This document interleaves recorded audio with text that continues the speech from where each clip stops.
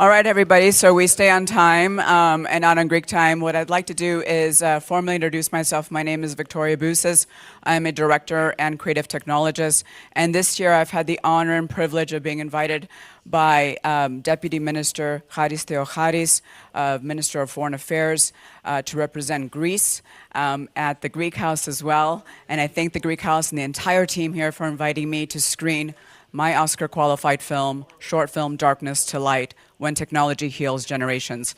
The film will start shortly. It's 27 minutes, so please take a seat and enjoy the ride. It's quite a film, I think.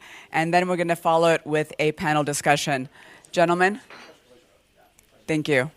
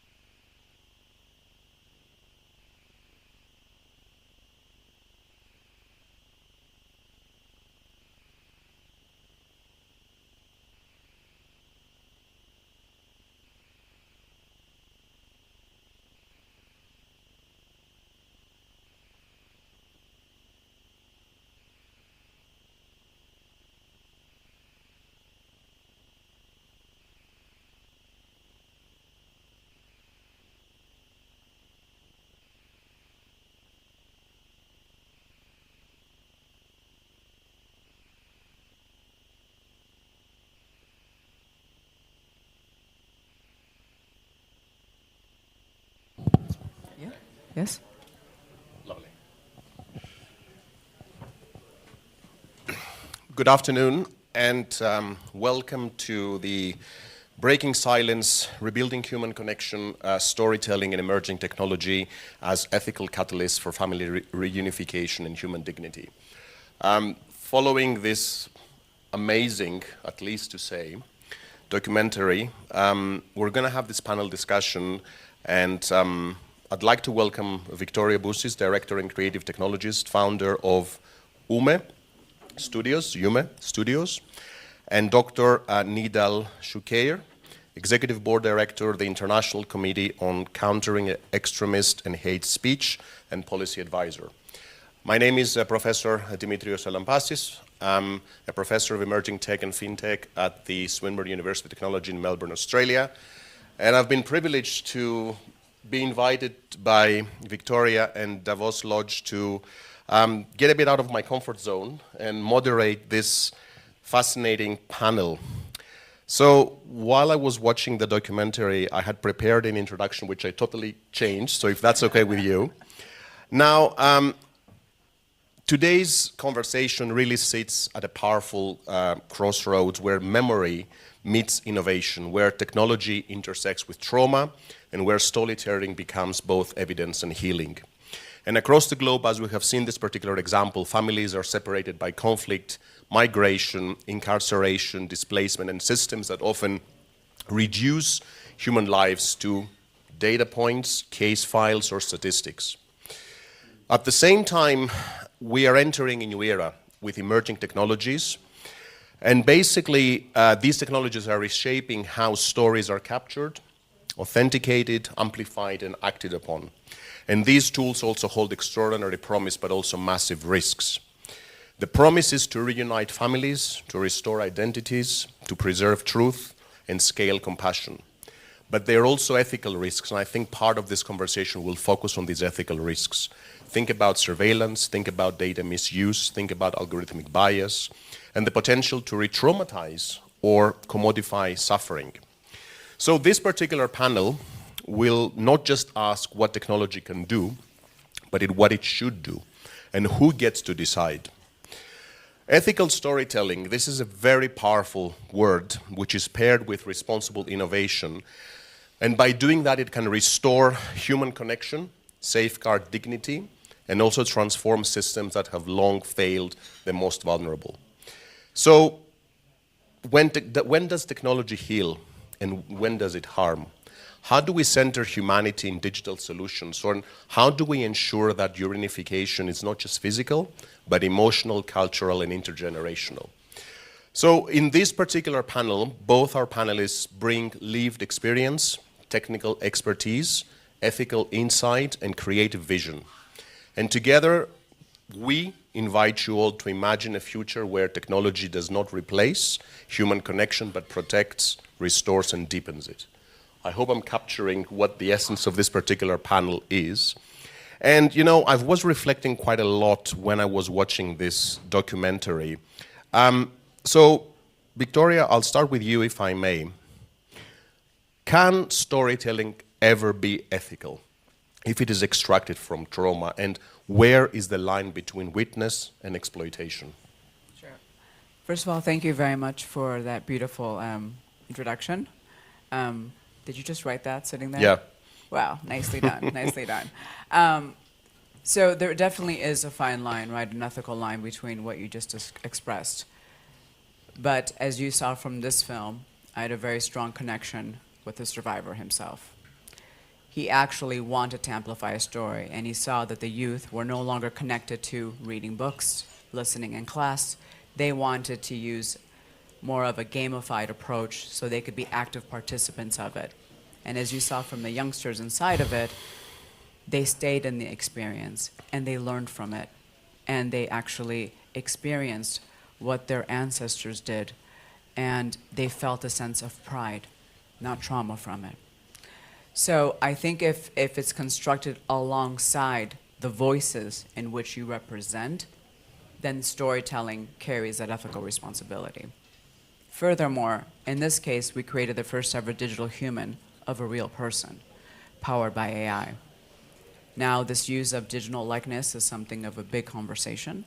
A lot of people are doing it, from deep fakes, synthetic, avatars, etc. Back when I started this and we created the first ever digital human and patented the technology, there was no law. But I come from a legal background, and I felt it was my responsibility to actually ask Ethi for permission to make him essentially immortal. We also made a digital human of his son. There it got trickier, because we don't know if the boy is still alive. He would be a man today. He would be 55 years old, or if he's dead, sadly. So I didn't feel it was my choice to make into making a hyper-realistic digital replica of this young boy. So we took an in-between alongside the actor. But these are all very big questions that people have to do, and lots of time, I think, ego leads rather than purpose, rather than ethics, rather than intention. And for me, I stand on the side of ethics and good intention when I create things, so that technology actually serves rather than destroys human connection. Nidal, I would also like a comment from you on this particular aspect of ethical storytelling, but I want you also to focus a little bit on the design of these storytelling platforms and how can we actually make sure they prioritize dignity over virality. Thank you so much. First of all, I want to congratulate you, Victoria, for this outstanding film and for your really efforts to humanize your profession. It's really important. It's not only humanize technology, but only humanize our profession in the daily life. So what you did really, I think it touched directly the heart. So congratulate you another time. We are here today because, we share same values, I think, for tolerance, dialogue, and peace. And indeed, the responsible communication, responsible storytelling, away from propaganda, because, everything, especially right now with the technology, with fake news and everything we live today, we should be very ethical and we should be very responsible about what we say, about what we deliver, about the story we deliver. So we had a beautiful story today. It's very important. And I think technology nowadays can do really a big work, a great job, for helping, especially in some human cases like the ones that you told. I think technology as well, we can use it, we can humanize it for awareness, for other causes like this. It's really important. So we insist once again, on the responsible of, we are a human. We are different, but we are a human. So we should share same values for good, not for bad. For sure, we are against war. So I congratulate you one more time for your work. It's really, I can't say anymore, and for really your responsible and positive aspects, especially for this guy. I think you made a real story and you inspired a lot of people, and give them the hope. Thank you. Thank you very much. Thank you. In your documentary, I saw that you were using immersive technologies as well. So I wanted to ask you, should there be any ethical limits on immersive technologies when recreating memories of loss or separation? And if yes, what would be these limits? First of all, let's talk about it so people understand it before we go to the limitations of it. So when you have an immersive technology such as virtual reality, you are literally immersed in the space. And the more of your senses that you use, the more your brain starts to believe that you are actually embodying the person that is the character, the main character of the piece, or the protagonist, in this case, Yatai Pen. Because of this strong immersiveness, there's a neuroscientific implication. You feel things deeper, you actually feel like you're experiencing these emotions, your palms start to sweat, your heart starts to race, and you start feeling what this man felt when his life was in danger from the Khmer Rouge. and also the hurt of abandoning a son.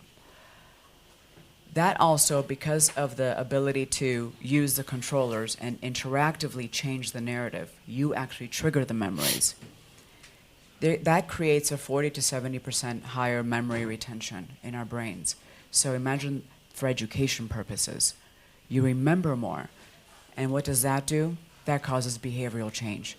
Makes us compassionate, makes us lead with our heart, not with our mind. Makes us lead with a human lens rather than a dystopian one. So that is the positive parts.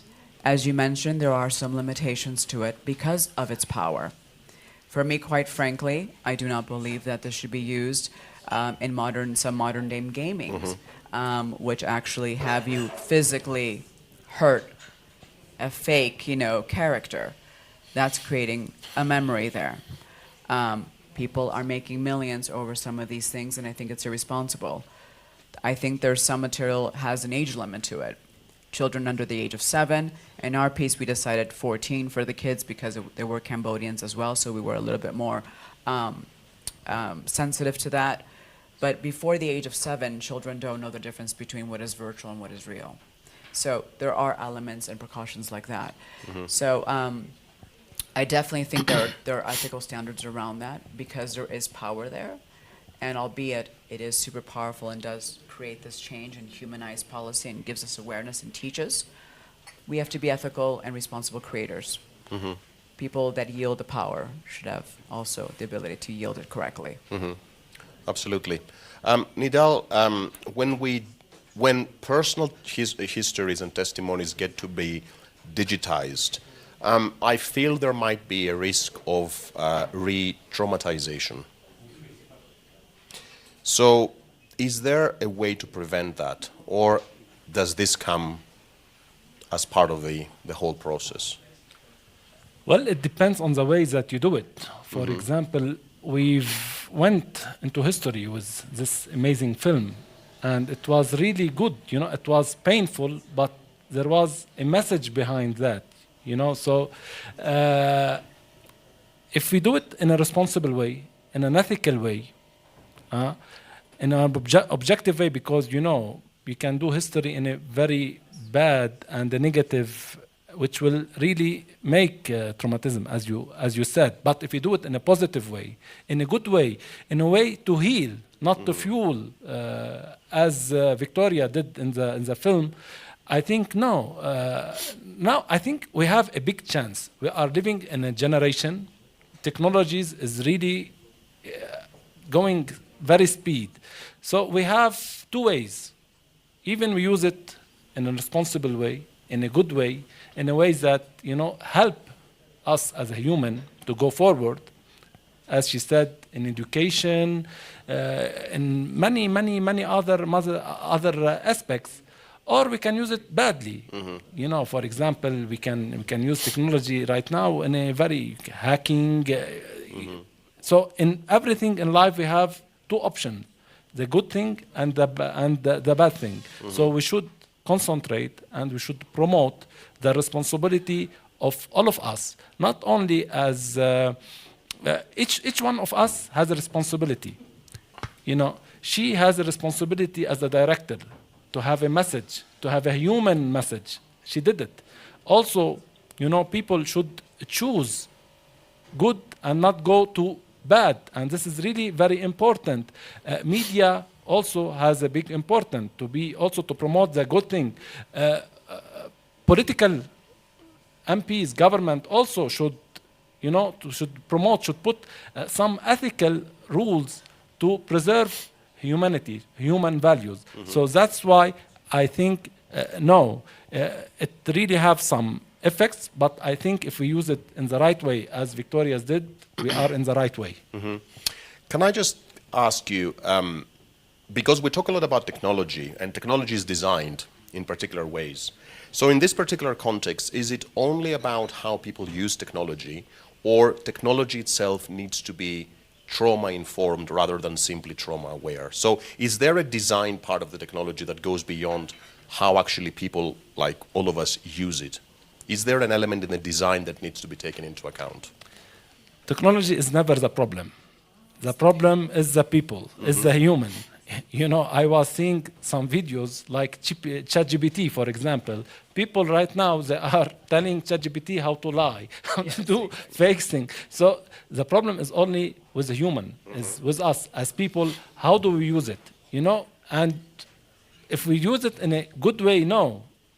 It's really, we have an advantage to have this advanced technology. So we should use it in the right way, in the good way. The technology is really good, but it's how do we use it? Right. Just to add to that, it's exactly that, and it's the intention. And when we lead with good intention, especially in a time of great technological acceleration, you have governments on one side that should protect its citizens. We are here at a World Forum talking about human connection. You have technology companies on the other side, and you saw a lot of them along this promenade, that are actually building amazing technologies as tools to help productivity, innovation, solve climate crises, health use cases. But at the center of that, and the bottom of that triangle, that golden triangle, always sits the human being. And if there's a balance between governments, technology companies, and the human essence, and that triangle never falls apart or collapses or loses a side, I think we will steer in the right direction. And if you permit me just one thing. Absolutely. I think we should promote as well for responsible citizenship, because this is really very important. We should do the thing in the right way. And we should insist on our human values. We are human. We have very good values and we have very bad values. So we should insisting on the good values, shared values, that this technology is really to help us to make our life much better. For example, in health, you know, hospitals, it can help us a lot. Education, you imagine with this kind of technology, people in Africa, they can have a very good education, for example. So please, let's concentrate. Let's really concentrate on our shared human values, positive human values. Victoria, I wanted to ask you, because this particular documentary is positioned within a major crisis, in the context of a major crisis. So I wanted to ask you, in this particular context, what does informed consent mean, and how did you navigate this process? In informed consent, it means that there is a story, and how do you actually navigate in terms of getting that consent and in terms of ensuring that people understand exactly what the whole process is about, especially when it comes to involving technologies? I'm not sure who you're asking I'm getting consent from. Sorry. From the people that you presented in the documentary.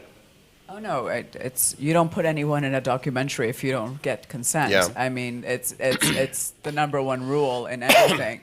But I think the bigger question here is, why did it go there? I think currently today there's 120 million people that do not have a home. We all know that the power of a family being together is the cornerstone of the society that we build. Once that family is destroyed, everything else, as I said, follows that destruction. And we all know what family feels like. We all know what our children feel like and what that loss feels like. So I made it at a time that I felt that people were turning their heads away from what was happening in the world. And I felt that it was important to bring it to fruition. At the same time, as I was traveling around the world with various refugees and having them participate and taking surveys and all the things that you meant, this informed consent thing, I also heard a lot of misrepresentation of refugees and a lot of things that I can't even repeat. So I think the other element of that, and Nidal, you could speak more on this point, is about how we describe people and how we remember that they are human beings that did not have a choice, and prevent hate speech and misguided rhetoric. And here again, I want to congratulate you, because I think you made a good image for refugees. Usually refugees, they are very stereotyped. So media, such kind of films, it really helps, you know, to have a good image. You made a good identity.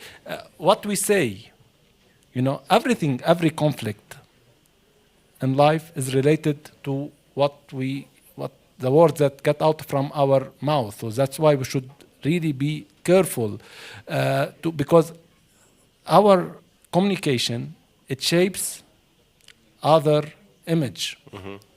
It's the oral tradition, basically. Exactly. Yep. And refugees, they were really stereotyped. Refugees, they have a very bad image everywhere. They are stereotyped. So most of the countries, we think that we have very bad against them. So we should really be conscious about our human in our our messages, in our work. In the committee, we work a lot against extremist and hate speech because we wanted to attack the source of the problem. And we really believe that every problem in the world is really related to storytelling, communication. So that's why it's really important, and we should be responsible. And this responsibility starts from us as a people till the higher. Right now, we are living in a very conflict area. There's a lot of wars, if you can see. So our communication also should be very responsible. So, hate speech is never accepted. Right. Extreme speech is never accepted. We should be open, we should be positive toward each other so we can find a way to dialogue and to peace. Victoria, I was reflecting if I should ask you this question, but I will, if that's okay with you. I think we have 4 minutes left. What happens when technology reunites families whose identities have evolved in separation? So you've got families that they have been separated, so they've got their own identities that they have evolved in separation. But then now we've got technology that can potentially bring them together and reunite them. In a false way. In a false way, but hopefully in a positive way. But is there a risk there? Is there an underlying risk of... You keep on badgering me, trying to make this a negative conversation. No, absolutely not. Absolutely not. If you permit me, I can just... because I wanted to congratulate you for this point, because she made a positive shock. They had the opportunity to see this scenario, to live this scenario without living it. So I think they had a positive shock, not a negative one. So it helped them more than it's not harming them. It's more. Well, actually, the question was not about the documentary; it was a general one. Yeah. Well, in my experience, when Yatai experienced it, because all I can tell you is my experience, right, with what I've seen.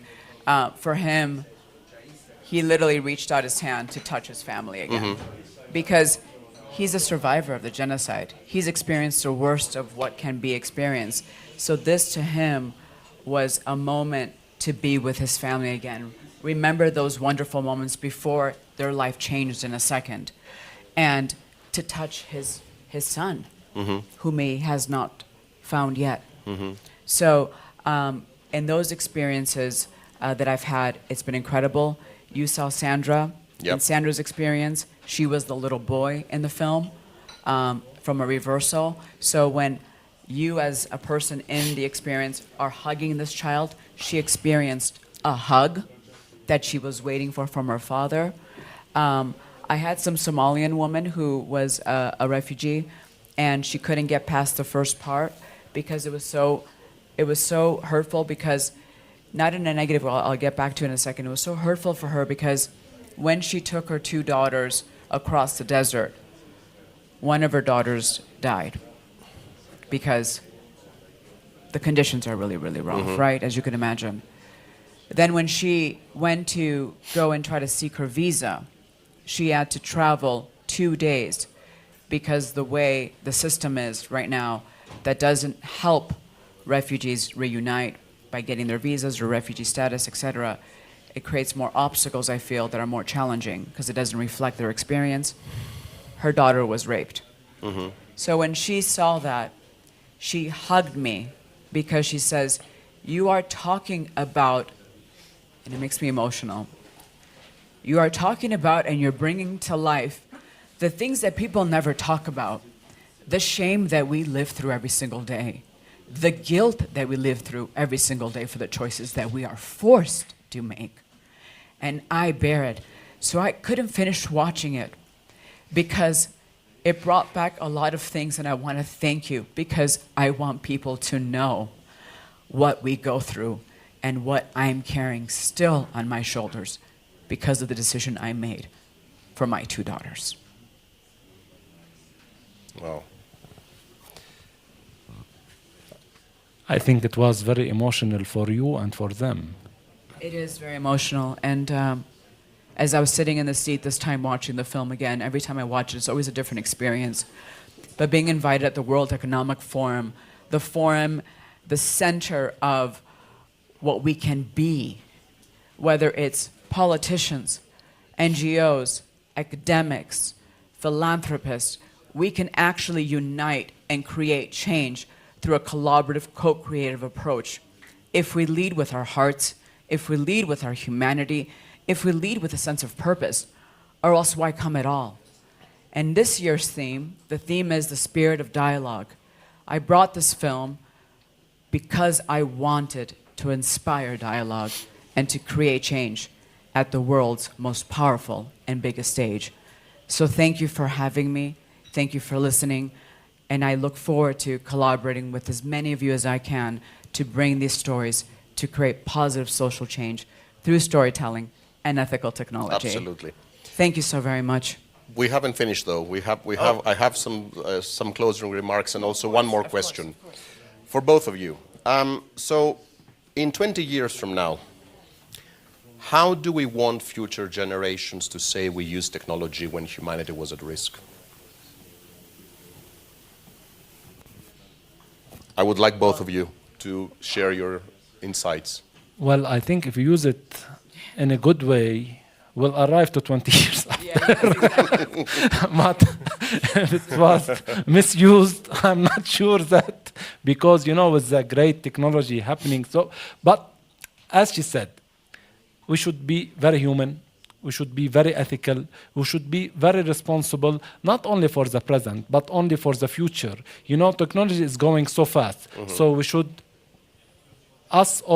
should go so fast with this, this emerging technology, but in a proper way, in the right way, the way that is laid on our shared human positive values. Mm-hmm. I agree with you completely. And I think that in 20 years, I bear that responsibility. I remember when I watched the film Oppenheimer, when you carry this power and you look back and when you release this thing to the world, what is that consequence that remains for future generations? Is it the superpower or is it the supervillain? And in my mind, it is about how we use technology and how we build it. Through the course of time, technology has always been there. It's always been a milestone of human advancement and innovation, from the printing press that brought knowledge everywhere to the personal computer, the World Wide Web, the iPhone, and now we have AI. So there's always been changes. There's always been a counterculture. There's always been legal issues. There's always been a systemic change to things that have been both positive and negative. Mm-hmm. This time, however, the acceleration is much faster. The effects are much more compounding. So I think it's now more than ever, especially in places like this, that we create proper legislation that allows for innovation, but also protects citizens' rights, human rights, privacy protections, etc. And we have the opportunity to be able to live till the next 20 years and be proud of the work that we have done all today. Thank you. And getting towards the end of this really and truly remarkable discussion, I would like to invite us all to shift from possibility to responsibility and from technological innovation to ethical stewardship. And I've been reflecting a lot also during this time, and I think this discussion with these two amazing people has been grounded in global principles that affirm human dignity as a universal right, not only as a technological feature. And basically, I think a couple of points that they will keep, especially with me, it's about the notion of restorative justice principles that are reflected today, thinking about lived experiences, narrative agency, prioritizing repair, valuing truth, as it was shown accountability and collective healing. And I think, especially the last one, it really touched me personally very much. And also, this particular panel, the way it was put together was to challenge us all to move beyond transactional reunification, that's how I perceive it at least, towards a relational restoration where technology really serves as a bridge and not as a gatekeeper. And that's my personal reflection, both from the discussion but primarily watching this amazing documentary. So I would like to leave you all with this question. When future generations ask how we use technology at a moment when families were fractured and dignity was at risk, what we will be proud to say we protected. Thank you for being part of this amazing conversation, and thank you for being courageous to share your insights. Thank you so much. Thank you very much. All the very Nidal. best. Thank you very much, you. Nidal.